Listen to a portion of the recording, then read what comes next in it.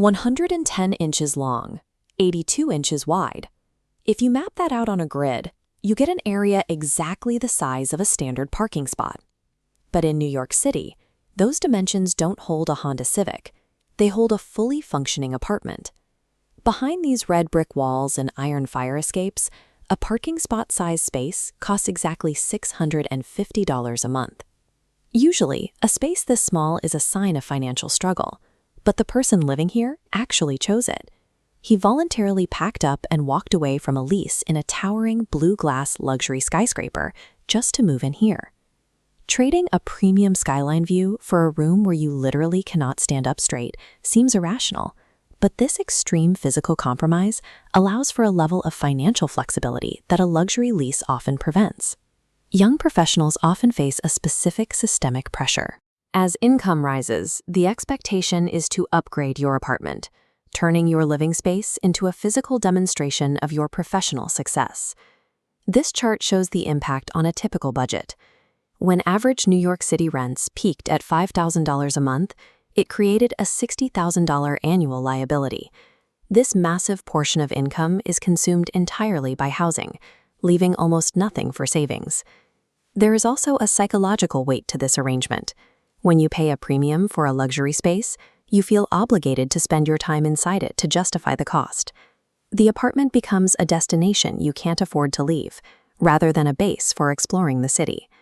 For many, high-end housing has transitioned from a reward for hard work into a mechanism that keeps you from building actual financial independence. Reducing that housing cost requires accepting severe physical limits. Up in the sleeping loft of this $650 apartment, there is exactly 1 foot 10 inches of head clearance. If you sit up quickly, you hit the ceiling.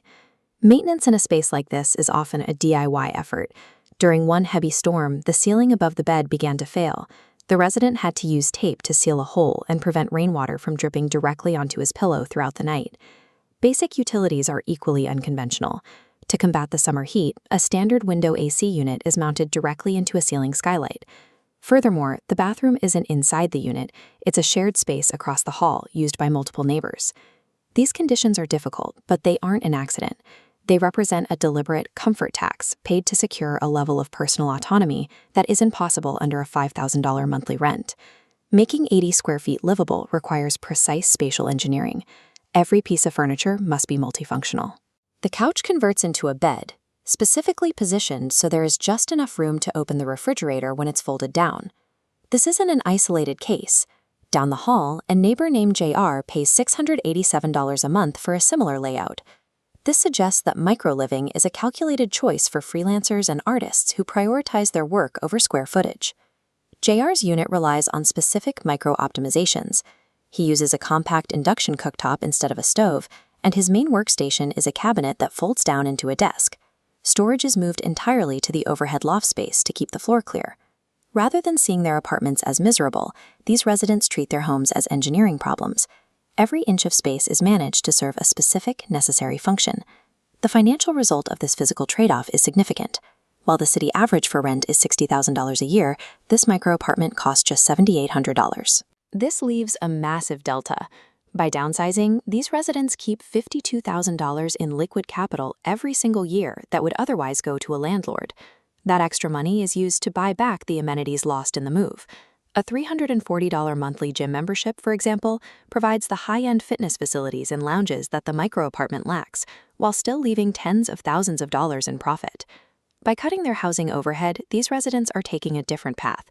They trade physical space today to increase their long-term liquidity and investment potential. That $52,000 surplus allows for lifestyle choices that are usually out of reach.